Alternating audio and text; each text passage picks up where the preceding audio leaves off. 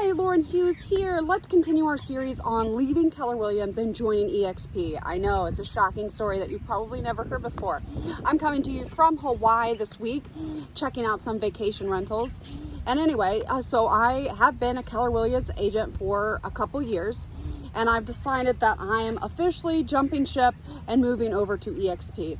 A lot of that has to do with, I have a technology background. I used to run a tech company, and I'm still an angel investor in the tech sphere. So most of my bread and butter comes from real estate investing or investments. Even though 90% of my time spent showing and selling houses, most of my money actually comes from real estate investing. And I have a golden rule with real estate investments is I will never invest in a company that doesn't have a strong tech backbone. And I don't know why I didn't figure this out a couple years ago when I joined Keller Williams. I think that was more of I was newly licensed. I had worked with realtors through various brokerages. However, I was just an investor. Then I realized I was spending $50,000+ a year on commissions every single year. And it was like, why on earth don't I have my license? So anyway, I picked Keller Williams because I thought it would be a little bit more, it's very established, it's a great business, and it's a great business model in the 80s, 90s, maybe since before the internet. It's a lot of database, they try technology. I've never seen anything that I thought worked well. I think it's big and bulky, and I have lots of opinions about technology because I own a software company. I know how software should work when executed appropriately. There's a lot with what I just said right there. Anyway, that was one of the biggest reasons why I left Keller Williams, even though I do believe real estate is, well, it's changing. Technology is changing everything, and to not jump on that boat or not to see that coming, trying to fight something, it's bigger than me. Maybe you can fight it. I can't.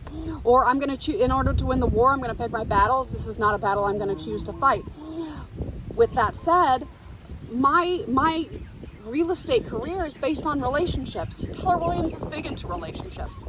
So that's not going to change at all over at eXp. I'm just going to get more of a technology backbone that I can use that is more of a modern brokerage. I had a lot of issues with, I would say, internal conflicts and franchise conflicts at Keller Williams that had nothing to do with me. I'm just trying to run my business. I happen to be, I'm based in Boulder County. There's a lot of drama, and it's a very highly sought after place where Keller Williams, I don't know the backstory of it, they don't have a presence there anymore. They did, now they don't. And so I think there's a lot of back-end franchise, some back-end deals that I have no clue what's going on, so I can't really comment on it other than there's a reason why. I just don't know what that reason is. And that created a lot of conflict for me because Boulder's what I know. That's the area that I'm trying to be in. With eXp, I have a statewide brokerage where I can work anywhere and I don't have to worry about internal territory, turf wars for, people that I don't even know their names. I was running into with Keller Williams, and it just didn't make any sense to me. And also, my sphere is a great sphere. We're leaving the Boulder area, or now we're going into secondary and tertiary homes. A lot of those happen to be on the beach, hi-oh, and also in the mountains. I was not able to function as a realtor in Colorado and go an hour away from my house, which is in the mountains, with that type of brokerage model, which I don't know, didn't make any sense to me. So long-winded way of saying eXp solved a lot of my problems.